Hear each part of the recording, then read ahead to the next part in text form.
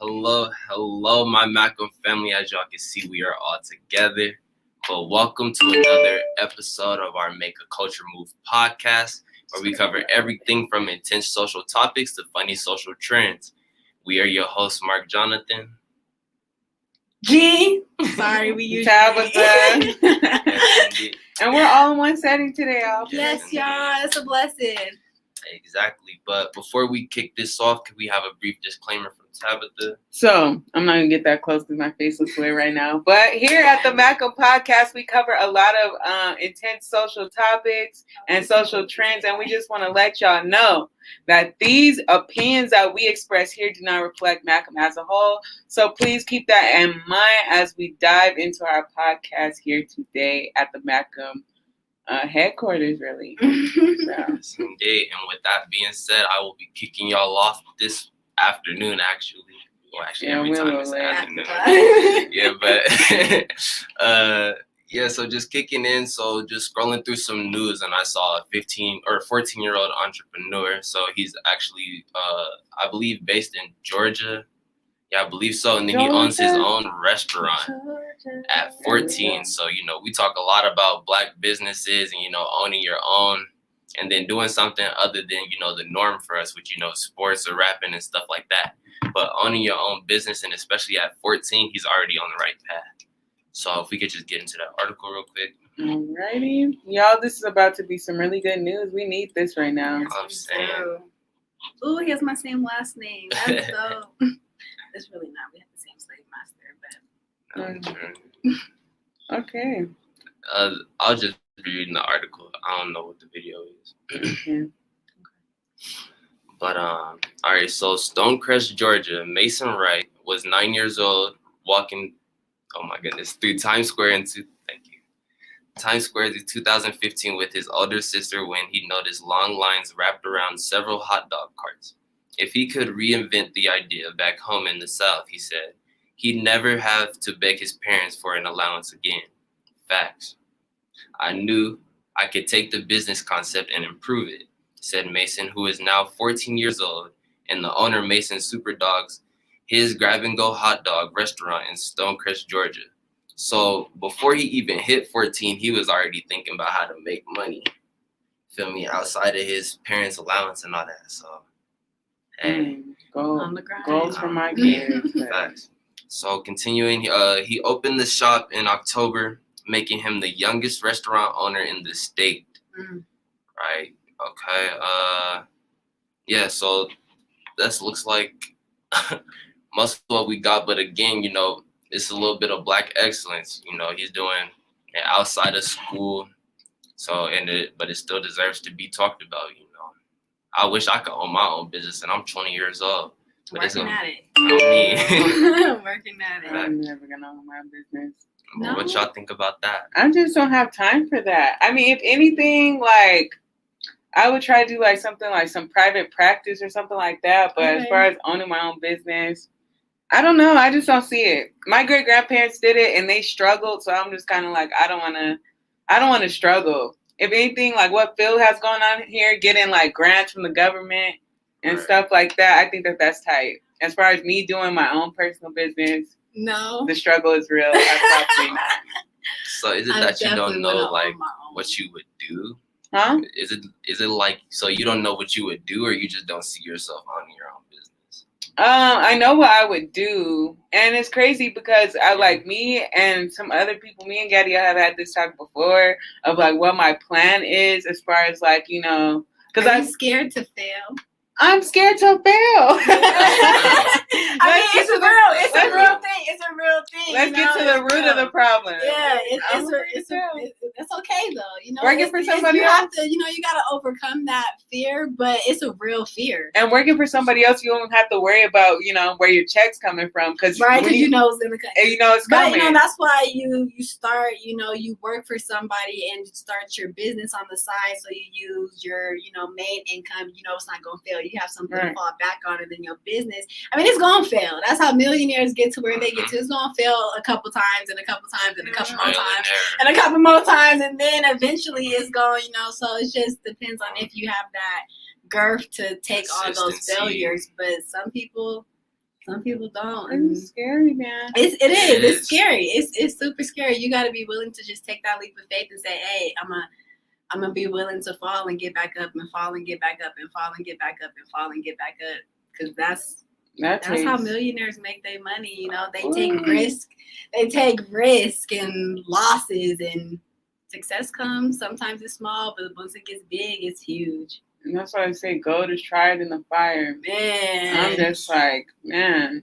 I just like that is built under pressure. And exactly. And like to do that trial and error thing is scary to me. And the fact that a 14-year-old had the courage to do it, it's kind of like making me like, get it together. So get it together. What you scared of? It's inspirational. It's like, yeah, absolutely. Because we sitting here in our 20s, like, you know, he could do it, we could do it. Exactly. He could do it, you feel me? He had that girth and that willpower. So it's scary, y'all. Props to Mason, you know. It's scary. It's scary. Black excellence, though. He's doing it. Yeah, you know? 14. He's proof that it can be done. It can be done. And you know, the South, like I live down Alabama, so a lot of stuff that they have out here, like in the West, they do not have down South. So to go down South and start your own business, doing something that people have, that's something that's been established already, and improving it, like that's tight. That's good. That like bringing more opportunities and more, you know, trying to expand in the South. I don't know why I say Alabama, but yeah, I don't know. Y'all, my plan. Y'all want to hear my little business plan? I want to be a lawyer, so I'm going to law school. I'm gonna take my exam and stuff. And to open your own private practice, like I don't know how many of y'all seen Mercy or Just Mercy, but with Michael B. Jordan, and what he did in that movie was opening his own practice and like kind of helping his brothers. His brothers are in prison out there on death row for crimes that they didn't commit. That's what I want to do, and to do that.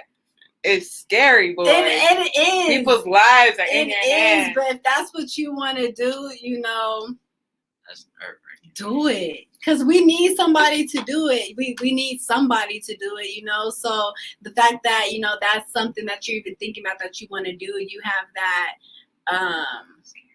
to want to do it, you know. I know. It's like being a doctor. It's scary. You just gotta take that leap of faith. It's like being a surgeon and operating on your first real life human. Yeah, because you're taking people's lives into your hands. Exactly.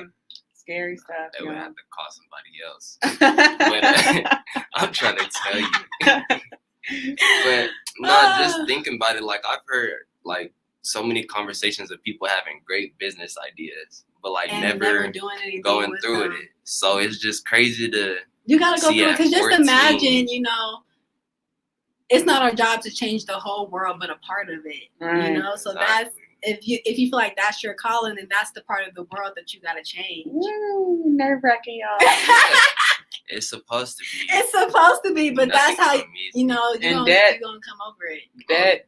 Yeah, law school. Hey, there's a lot of things telling you no, but scary stuff. Hey. I'm gonna get it together though. I'm gonna get it together. But segueing, we kind of that's actually a good kind of segue. So my next topic is gonna be therapy, right? So this African American female founded, I guess, like an app or some form that matches Black people with Black therapists. Oh, that's tight. So we talk a lot about, you know, how important the mental health is for Black people. We push it off very often, and then a lot of times it ends up destroying us. You got me. Hey. But yeah, so we talk a lot about that. You feel me? And to know that there's people out there that look like us will help us a lot to get through some of the things that we're going through. Right. So jumping into this article. That's important because, you know, Black culture and community, we tend to not even believe in therapy. And honestly, y'all, we need it. We need it the most. But it's just we need it to come from somebody who looks like us. So Exactly. So Black woman founders launched new online directory that connects people of color with therapists of color. So scrolling down, the Clinics of Color directory targets the Black, Indigenous, people of color community to provide therapeutic resources. The guide also assists therapists of color and developing and growing private practices. So owning their own businesses and still helping their people. Hey, I support 100%. So the main purpose of this directory is to connect consumers with the therapists who look like them, says Lisa. We designed it with a specific goal in mind to reduce the disparities inherent in the mental health system, which often disproportionately ignores issues faced by the P.o.C community. If we don't work to decrease the inequities, who will? You feel me? So, that says. I don't know. No, that's inequities. Oh, okay, I can't read. I'm working on myself. I'm working on myself. Exactly. Okay. But how do y'all feel about that? You feel me? We talk a lot about. It's important. I definitely respect what those women are doing. It's just important for the Black community. Like I know for a fact I probably needed therapy for a long time, but like in schools, like in public schools or whatever, like I'm not confiding in no white teacher, no white, none of that. I gave them what I felt like I wanted them to hear, and they took it and ran with it. Exactly. They would take it and run with it, and it's like I'm giving y'all a whole bunch of BS, and y'all are really taking it and run with it. But it's like I was never gonna. And therapy only works if you talk. Like if you talk to your therapist, that's the only way therapy works. And us Black people in our Black community, we confide better in each other. Like when we're looking at somebody who looks like me, who has, been through something similar that I've been through, or know somebody that's been through something similar that I've been through, can understand the rootness and the deepness of our pain. So I commend it. Absolutely. We absolutely need more Black therapists out there, for our children, for, marriage counselors, to save our Black marriages, family counselors to protect our families. It's important that Black families have, therapy if you need it. You feel me? Sometimes parents don't know how to communicate with their children to, have the proper effects. And sometimes having somebody come in and help with that, somebody who looks like you, somebody who has a family like yours, can help you, build those relationships. But it's important that it's somebody who looks like us. So props. I commend it. Absolutely. I definitely think like of these hundreds and hundreds of years of trauma that's been inflicted on us, and the fact that we have had no type of therapy, no type of counseling. We're out here being killed in the street. That's post-traumatic PTSD, basically. Post-traumatic slavery syndrome, post-traumatic trauma syndrome. Like all that. I don't know what I'm just saying. Say it right now. But I said it twice. But we have all this trauma that we have yet to deal with. And, it's causing us issues today because we don't know the root of our issues and how deep it truly goes. And then when you have somebody that looks like you, that's educated and knows like how to get to the root, to the stem and all that of the problem that you're dealing with, like that's a beautiful thing. And that's why like I feel like everybody needs a counselor. I have a counselor. I've had years of counseling, going through traumatic stuff and relationships and stuff, A Black counselor? And that's the crazy thing. She was not Black. Okay. And after a while of talking to her, I was just like, yeah, this is not going to help me. So I stopped going. But then I eventually found like a counselor of color. I've had a Black counselor and I've had a Mexican counselor. So like those two. And you would recommend? I would recommend, like they said, P.o.C, people of color. So definitely, I definitely commend and support these people in their future, and hopefully they get it down to science to where to the point where more Black people will confide in a counselor of color. See, that's my fear. So like your fear is jumping out to start a business. My fear is going to therapy. Like, you feel me? Something that I recognize and acknowledge that I know that I need. Right? That's the first step. You feel me? Recognizing acknowledgement is the first step. And a lot of Black people recognize and acknowledge that we need therapy, but the scary thing is actually going to confide in a stranger. And wait, why are you scared though? To deal with the stuff you need to get through. Because I don't want people all up in me. I don't want people all up in me and analyzing me. I do that myself. I do that myself enough for everybody else. Like, I don't need anybody else to pick me apart, which, you know, it's crazy because, like, it's something that everybody needs done to them. But I don't know if it's, you gotta think like this though.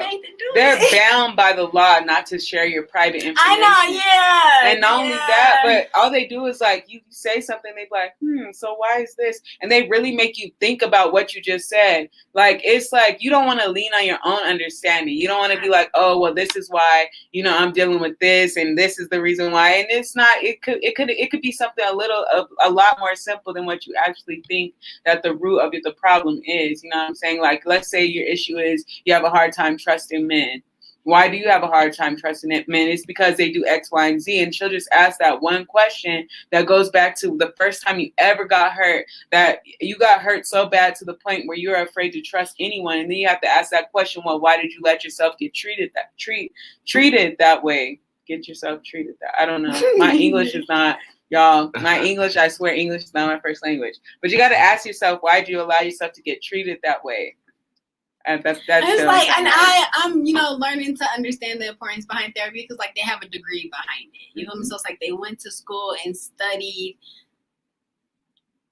everything that, you know, is supposed to help you process you know, the way you feel, your emotions, why this, why that, why this, why that. And it's like, I think I have to care enough. I don't care enough to know why right now. Damn. That's the root of it. Yeah, it's like, you know, I don't care enough to know why right now, because right now I'm just chilling. Yeah, you know, and I don't know how else to. I don't know how to. Y'all, like I was just talking to Gerald and telling him like I'm here. My mom leaves tomorrow, and then I'm here, you know, till my plane leaves Sunday. He asked me where I was staying, and I was like, I'm kind of, you know, I have a sister that I'll be with, you know, kind of, but I'm kind of just wandering. Like I don't have a set destination. I'm kind of just in a place where I need space, and being at home right now for the few days that I am going to be, I know I could get around and move around and get that space that I need. Which I'm hoping that with the new year, that is going to help me. I'm hoping with this new year, y'all, that I could for real be like, all right, I'm going to get a therapist. I'm going to go ahead and go to therapy. Like, I'm going to go ahead and, you feel me, deal with it. I just need the space to talk myself into it, I guess. That makes sense. I feel it. This is me, y'all. I've never been the type, you know, people be like, new year, new me, I'm going to start over and I'm going to start working on myself. I can honestly say I've never been that type. I've always been like, new year, same me, hopefully with a few improvements. You know what I'm saying? I know, I'm going to be the same me. It's not going to, I don't plan on changing. I'm not saying that that's what you're saying, but I'm saying like the best time to start is as soon as you can. You know what I'm saying? To look for a therapist, even if you're just sitting at wherever you're sitting at. Oh, yeah, I got a therapist. She waiting on me. What? You have a therapist already. You have a therapist. She waiting on me. She waiting on me to just say I'm ready. She waiting. Yeah, y'all. She waiting on me. Oh my gosh. She waiting on me. Man. Yeah, she waiting on me. Oh. It's me. It's me. I have to take that leap of faith, you know. But I know it's important, and I recognize that. So it's like I'm almost ready. I feel it. Almost. Mark, as a black man, though. Yes, as a black man, how do you feel about? Oh, as far as counseling, I mean, I don't know. I don't like to talk to people as it is, like, especially when I'm like feeling some type of way. Like, I really don't. You brought an article on counseling, but you're not gonna get counseling. I feel that 100%. I'm bringing it to the people, okay? Yeah, listen, I think I'm okay. I'm bringing it to the people. But you think you okay? I know you well enough to know. Exactly. There's some, you know. So would you, as a man, would you rather have a male therapist or a female therapist? I want to hear this one. Let's. I would try both, but I think I would want to lean towards the male therapist. Okay. Because I don't know, just as a man, you feel me on certain stuff, and I feel like like females are generally a lot more complex. I won't say difficult. You feel me? I'll keep it. Emotional. Yeah. Okay. And then I feel like guys are a lot more simple. So if I say, okay, this, that, and that, he gonna be like, okay, yeah, I feel you. And then he gonna like come back and tell me where I'm wrong and be like, well, you know, this, that, and this, and that, and then be like, okay, my nigga, like, you got it. Oh man, so I respect that. I personally, this is just me, and it's crazy that you say that because I would rather have a male counselor. So would I. But my counselor right now is a woman. But at the end of the day, like if she doesn't have if there's something that I'm saying that she doesn't fully understand, like there's a scripture that says like in the multitude of counselors there's safety. So like yes, I counsel with the sister that I counsel with, but at the end of the day, she'll go to her husband and ask him questions, and then she'll come back to me. And if there's something that I really need help with that I feel like she can help me with, I'll just go directly to like, you know, the men. So that's just kind of like there's safety there because at the end of the day, like having a male role model and a male counselor, you get that father figure that you never really had, and that's a different type of healing that that kind of therapy can give you because you didn't have a father figure. A father figure is stepping in and kind of giving you those resources that you really didn't know that were there and giving you like spiritual, building you up spiritually. So I think that's dope, but. That's just my own little. No, I respect that 100% because, like, so I was just saying how, you know, the barbershop and the hair salon, the differences between the two. Like, I love the barbershop. Y'all. Me too. I love the barbershop. I used to have a short haircut. Like, yeah, it's, and you know, and a friend asked me, like, why do you love the barbershop? I'm like, there's no emotion in the barbershop. Like, the conversation is so different than the emotion than the conversation that's in the hair salon. I love the hair salon, you feel me? I love being around my sisters and being in the hair salon. But the conversation that happens in a barbershop compared to the conversation that happens in a hair salon is completely totally different. Every conversation in the hair salon is based off of emotion. Your hairstyle is based off of emotion. Like, the hair salon is just based off, but that's just women. You know, we deal with our emotions constantly. We're always in them. Men, on the other hand, you feel me? They're not that emotional, and they jump from topic to topic, and it's different. And it's like, I don't know. It's like the vibe and I've been in a barbershop, you know, before I started getting my haircut, where it's like an in and out, and I've had a conversation like, yeah, I won't be here, y'all crazy. But being like, I respect that they respect that I'm a woman. Cause some they'll dial back some of the conversation that they're having because I am a woman. Now they'll still have their conversation, but maybe the language that they use or how they say certain things, you know, they dial back. And you know, sometimes if they can't think of how to do it, they say, "Excuse me, I'm finna," and you feel me? They go ahead and say whatever they're finna say. But it's like, I love them both, but I think, you know, like Tabitha was saying, it's multitude of numbers, you know, and so I think it's important to have both, to have a male counselor and a female counselor that you can go to, because it's just the fact that a man is going to feel you on certain things that a woman's not, and a woman's going to feel you on certain things that a male's not, and having both perspectives is going to help you stay whole, because it's like having a mother and a father figure. Exactly. So it's going to help you remain whole and someday, you know, give that to somebody else. That's true. I feel that 100%. That's crazy. How receptive I'd be to the female counselor, truthfully.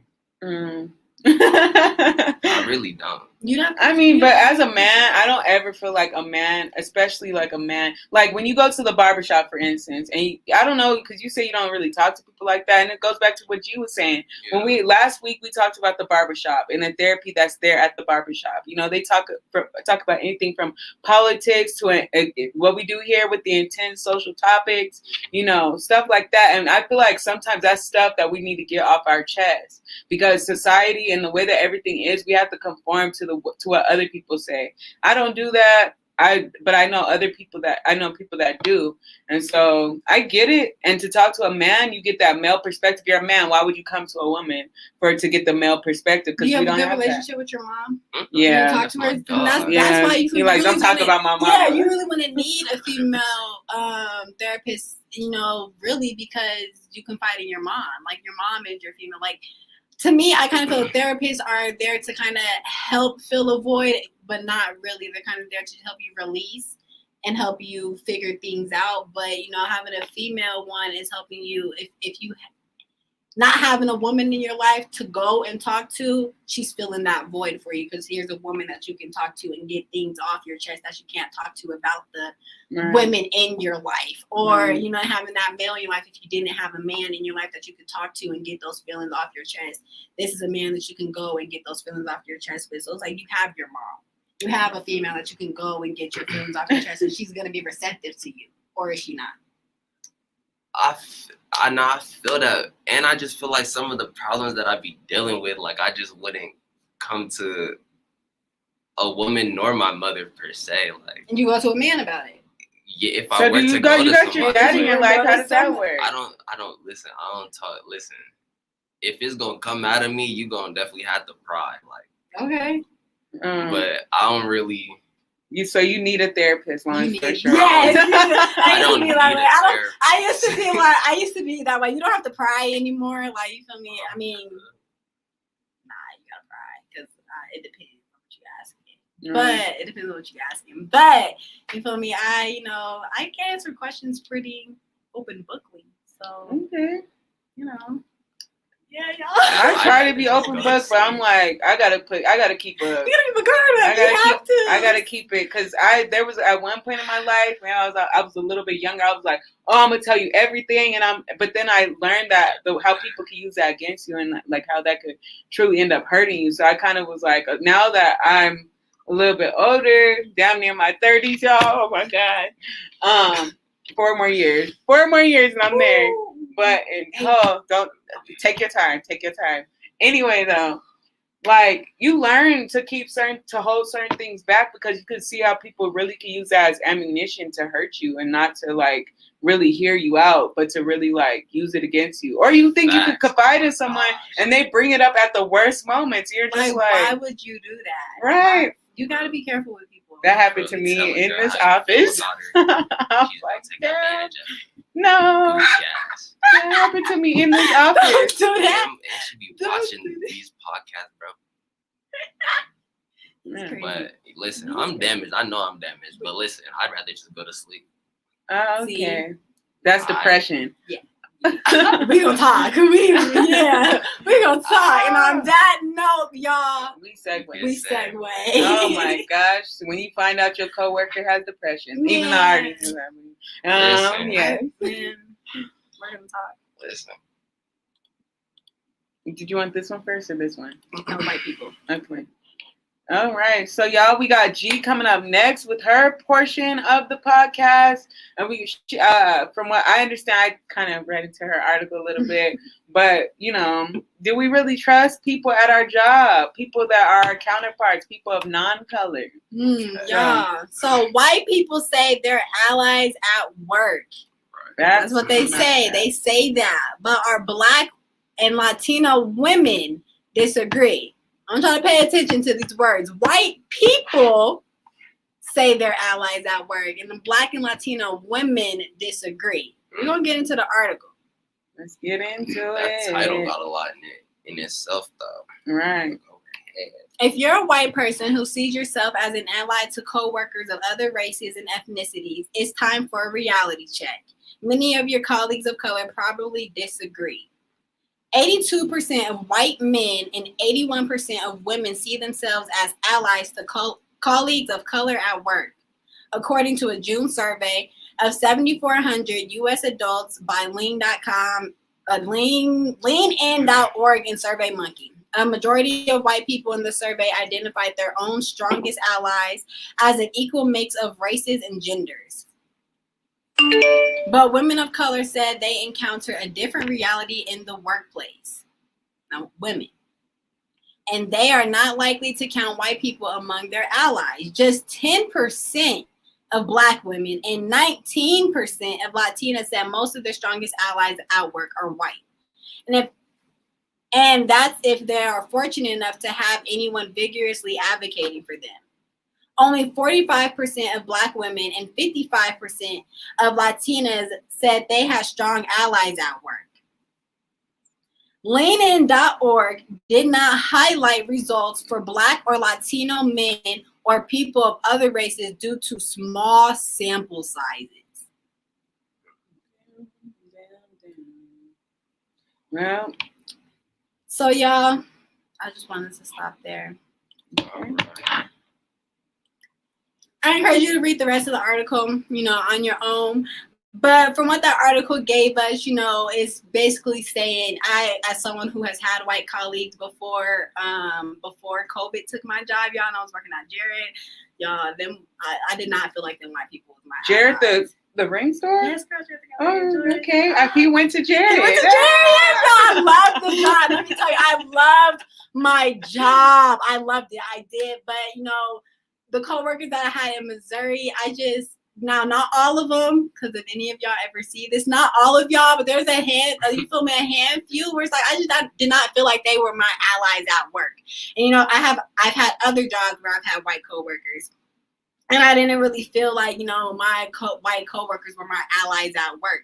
So, but I want to highlight, the fact that it said that the survey, didn't highlight the Black men and the Latino men for small sample sizes. That right there is telling us that our Black men and our Latino men are not even in the workplace. That's what you said. That's exactly from what the title, literally. Damn.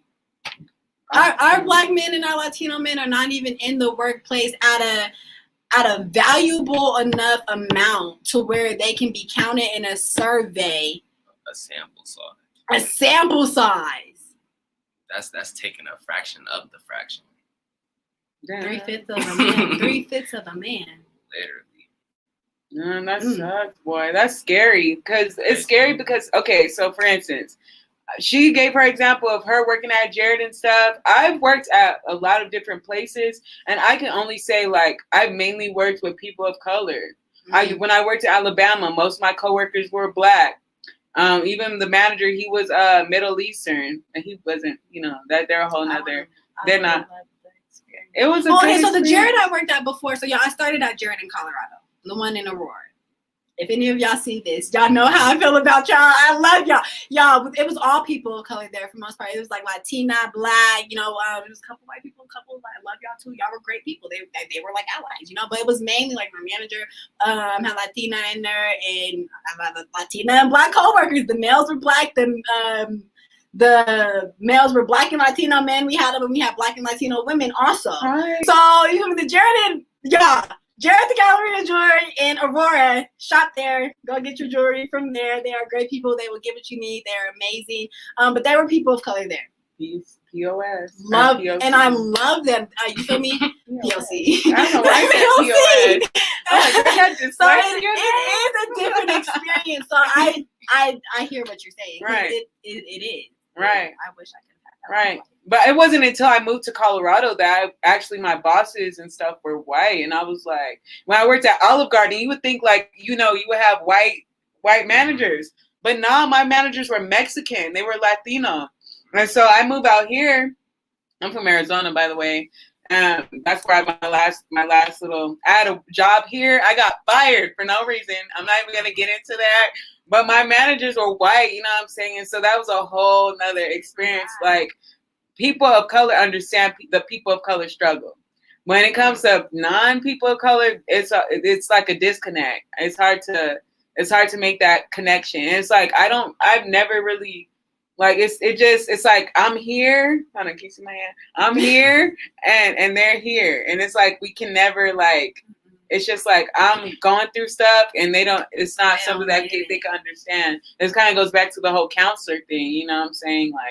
we can't meet eye to eye because we don't have the same life experience. Exactly. I had to tell some of my white female coworkers at the Jared in Missouri. I said, ethnic hair is not a topic that we will discuss. I had to say it just like that. What'd you say? Ethnic hair is not a topic we will discuss. Oh, okay. Won't even talk about it. Y'all are not gonna keep asking me how I change my hairstyle every 2 days, or why. Because I have hair and I do it, and I did when I did, y'all. Now you see, I cut it all off. But, yeah, when I had my hair, I did my hair, so I didn't have the same style every single day. Sometimes I would wrap it up in wraps. How did you wrap it? Did you? Ethnic hair is not a topic we will discuss because there's nobody else ethnic hair that I can relate to on it, and the questions y'all are asking are not for educational purposes. But whatever it is, it's like, you feel me? I feel the racistness coming from it, and it's gonna make me lose my job. So ethnic hair is a topic we will not discuss. Period. It was just that simple. Job. Yeah, it was that simple. I had to let them know, and we're not gonna talk about it. Period. So it's little things like that. That's why working in a workplace with P.o.Cs is important. People of colors. People of color. Oh my gosh. I don't know why I said P.O.S. I'm like, what is that? People of shades? People of shades. We are shades. We are shades. There's 3 different shades. I'm going to make it work. 3 different shades here. How you feel about POCs in the workplace? White allies? Have you had any? I mean, I've mostly only worked manual labor jobs, so like UPS, Amazon, I worked at Amazon. Like package lifting at the airport, that type of stuff. So like, as far as like having white allies, like they was pretty much like, listen, if you get your work done, like you cool with me. So, but like, with that being said, every person where I did have a black person working, I did feel better at my job experience. So I feel like it's definitely what they were saying. Like, if you just have somebody who looks like you, they can relate to some more of the stuff that you got going on. I could tell them like, yo, I'm just not feeling it today. Oh, I guess I could say that. Like, whenever I wasn't just feeling myself today or a little sick, like they would just look at me like, oh, right, your trailer's over there. And I'd be like, well, all right, like I might not have the same production, but like a black person might have felt me on that. You feel me? Like, but I think that could be the only real disconnect that I've probably seen. But from that, they was pretty much like, listen, get your work done. That's how the manual labor jobs usually are, and it sucks because, women are not as accepted in manual labor work jobs as men are. And it's like, I know this as a fact because I've like tried getting some, because I know they're easy. I'm a loner. I would love to be by myself, just putting packages in the truck, or you feel me, sorting, or I'm a loner. I would love to do something like that. Music in my ears, chilling by myself, not dealing with people. I would absolutely love it. But you feel me, women are not, they don't you feel me, value women in the manual labor work field. So that needs to change. The struggle is real. I've had a job at Amazon. Easy job. Easy manual labor job. Most of my bosses were white, by the way, and they always cared about production. So that's a whole nother thing. Like he was saying, it's all about the amount of work you're putting in. And I had an easy job, but they were always on my head, and I always had a good rate and stuff. I don't know.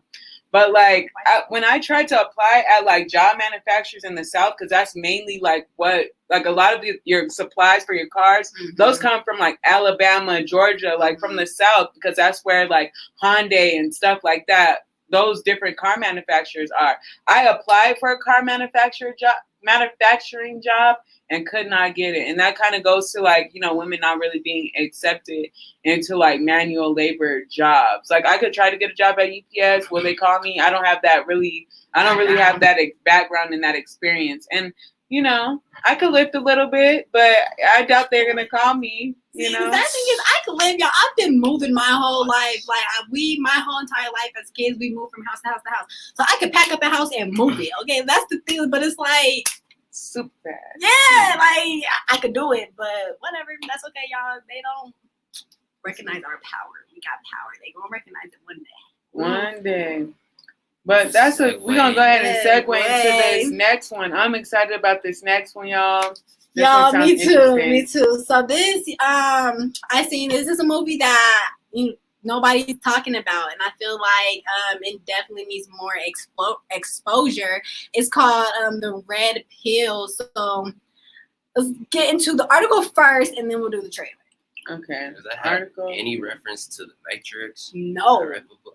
No, y'all. I thought that too for some reason. Yeah. I did too at first, but y'all, it's deeper than that. Like when we get to the deeper meaning behind what's going on.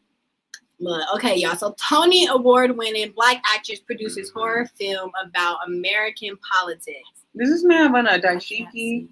You see that? This white man has on a dashiki. Yes, he does. I'm done with everything. With life right now. Okay. Oh, whew. That's tiny. My phone won't open. Okay. It's Halloween weekend. Just days. Well, no, that's not. I just wanted to read. Let me see. Where did I want to read that? Okay. I wrote my own personal get out, says Pickens. Uprising 2020 is white people waking up to the world Black and brown folks have always known. Black women are intimately familiar with Becky and Karen, white women who on the low end of the spectrum treat us as invisible and on the high end weaponize their whiteness and sometimes cost us our lives. Red Pills, Karen's Gone Wild is a dose of what's coming to America if liberal whites don't wake up. Scroll down some. That's interesting. Interesting. Okay. Oh, sorry, go back up. Right. Okay. Tanya Pickens is a multi-award-winning actress, author, and educator. She is a 2019 to 2022 Fulbright specialist. Her short film, What Came After, which she produced, directed, and adapted with Christopher Oscar Pena from his play, premiered at the New York Short Festival in 2016 and was an official selection in 2017. Sophistical Short Festival, Artemis Women in Action Film Festival, National Black Film Festival, Houston, Equality Film Festival, all the festivals, y'all, all the festivals. But y'all, so I just wanted to bring light to Miss Tanya Pickens. So this is her first movie that she wrote. When is it coming and produced, y'all? It came out in June 25th. It's been out. That's what I'm saying. Nobody's talking about it. It came out in June. Is that right? I don't think so. But so we go ahead and go watch the trailer. It's a different clip. Exit out of this. Okay. Coolio. All right, let's get into this trailer. Yes. I'm excited about this movie, y'all. I don't know if y'all know anything about Sis Tabitha over here, but I am a movie fanatic. Girl, I will sit and binge watch. I've been binge watching. What is it called? Game of Thrones, y'all. If you haven't seen Game of Thrones, I heard it was good. I need some. I couldn't watch it while white people were watching it because they're making me mad. But when something's like a big like topic and it's a movie or a play, I'm not. I'll wait until people are done and then I'll watch it. Watch Power. I've never seen Power. Let me tell you, I started watching Power and then it just. I have never. I need to. I'm gonna finish it because I like Power. I'm gonna finish it. I haven't even started. But you gotta give me time. I have stuff going on in life right now. I gotta sit and watch Power. I gotta sit and watch Power. I don't have that time right now. Look, this. You gonna look at me crazy when I say this because I've gotten a look by saying this before, but I don't follow trends. I start trends. So Power is like a trend. I'm trying to start the Game of Thrones retrend. You know. Yes, and with Power, because I wanna watch the book too because it got my girl Mary J. and Method Man. It's called book 2. It's called the book 2. It's book 2, ain't it? Yeah, dude. I knew exactly what you okay, it seemed like it was her face. She was I understand that. Oh man. Yeah, so it's like I wanna understand those. So that's why I wanna, but I'll catch up to it later. It's not gonna. I'm not gonna rush it. Okay, but y'all, this trailer. Let's get into it. Let's go. This trailer. Let's go. I don't know why I said it like that, but I did. Okay. We are a majority in this country, and we're gonna win the election.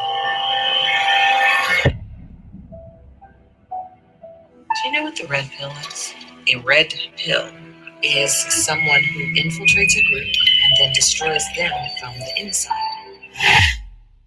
This place is spooky. Take it easy. You know what, guys? I'm gonna go back tomorrow.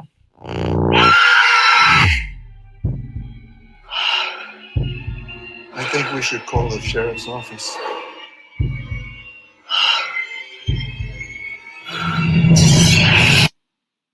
What is that? What are we doing here? We die.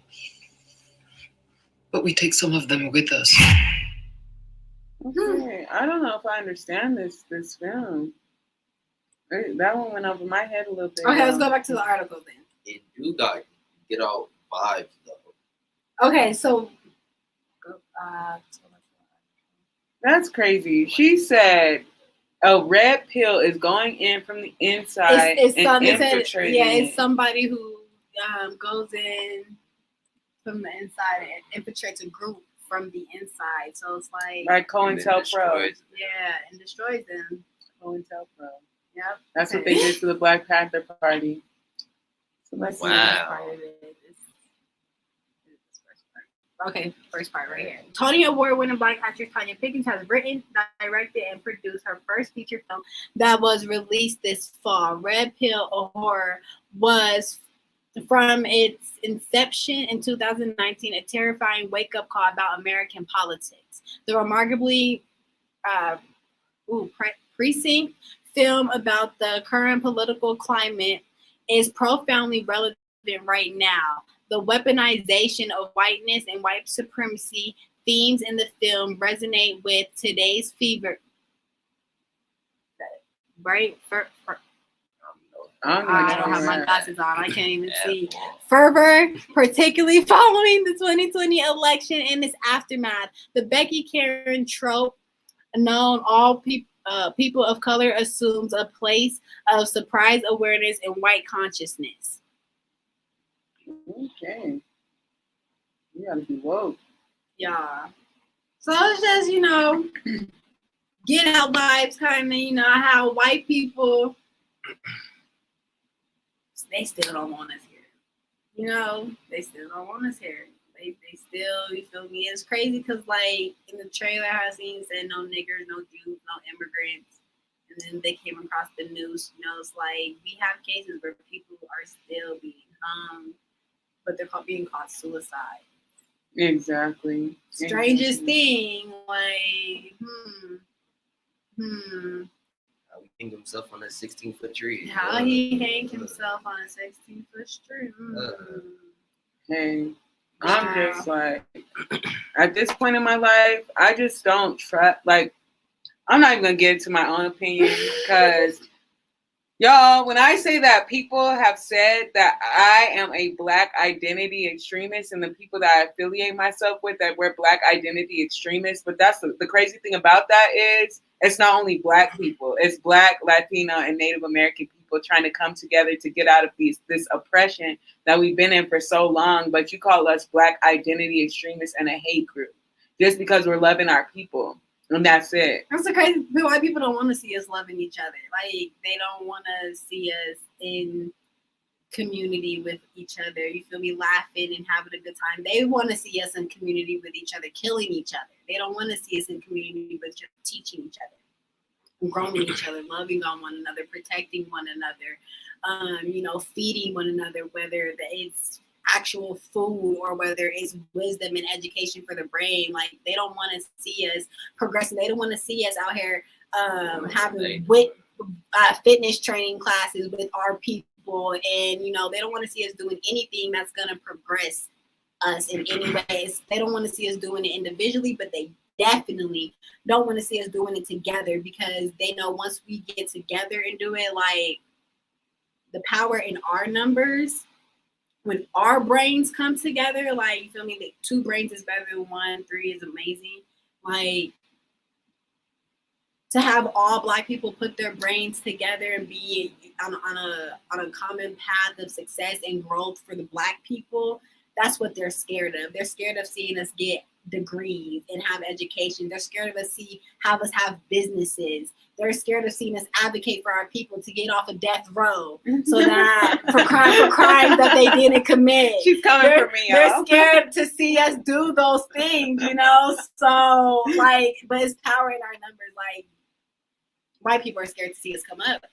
That's the thing. I'm definitely down for, you know, more Black and brown unity, because the thing is, once we put aside, you know, I'm this and I'm that, and I live on this side of the east side, and I live on the west side, and all that stuff, then you could see like us actually start to begin to love one another. And I forget what president, I think it was Hoover, he said that the greatest threat to to America is Black and brown unity, and that's like Black unity. And that's like she said, that's facts. Because at the end of the day, there's power in numbers. You got to think, look at all the stuff that we've overcome since we've gotten here on cargo slave ships. We've overcome a lot. And there's a lot more that we can begin to overcome once we unite and stop dividing. Like Elijah Huff said, unite and not divide. Unite and not divide. Go ahead. There you go. To unite, not to divide. Yes, there you go. There we go. Unite, not divide. Shout out to Elijah on that too. So yeah, it's just important. It's just important that we come together as a people. But you know, that's all I had for us today. And I don't got anything. We're just gonna close up early today. Thank y'all so much. If you want to go ahead and close to take us out today, sir. Yes, indeed. So first I want to say, excuse our late start. You know, we had a little bit of some miscommunications. And this sister was in town, you know what I'm saying? So we had to come together for her being in town. We at the office. Yes. We are at the office, y'all. So, you know, headquarters, Malcolm headquarters. This is home. Yes, it is. But yes, go ahead and. Well, not for me, but. Close us out, right? But thank y'all for bearing with us regardless. But just a brief overview, we started our segment with our 14-year-old entrepreneur already doing his thing in Black business. You know, what can we say? You feel me? Then we had another segment of our Black people getting connected with our Black therapists, you know, sharing that P.o.C, you feel me? Being able to confide in people who look like you. Why am I doing that, man? I'm liking them. I'm right here. Snaps. Go ahead. Then we went over to G's segment. White allies and Black and Latino. Yes, I could not think of that for anything. So the if white people are freaking allies with Black and Latino women and the impact that title had in general, you feel me? We need men to be more employed so they can at least be in the sample size. That's crazy to even think about. It's crazy because our men are not employed because our men are incarcerated. Exactly. Ooh, mass incarceration. 100%. Right? Like we don't have men to be in the surveys because they're all in prison. Like exactly, and constantly going back. But yes, and with that being said, this will conclude our Malcolm Make a Culture Move podcast. And as always, please follow our platforms, Facebook, Instagram, YouTube. Follow. And with that being said, we out of here, y'all. Mac 'em out.